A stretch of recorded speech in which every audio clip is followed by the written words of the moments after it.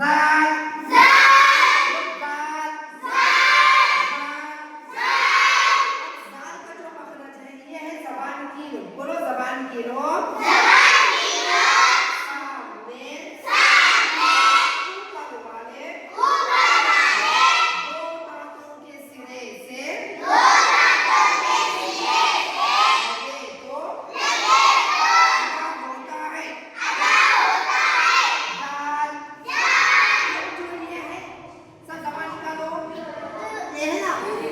बोलते जबान की रो। क्या बोलते हैं? जबान की रो।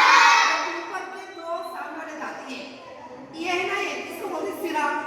ये जबान की नोक सामने ऊपर वाले दो दांतों के सिरे से लेके क्या आ रहा होता है? जाल। अब जाल के साथ क्या आ रहा होता है? सा। क्या बोलो? सा। बोलो सा। सा। जाल। जाल। इन दोनों का मखरज एक है। इन दोनों का मखरज क्या है?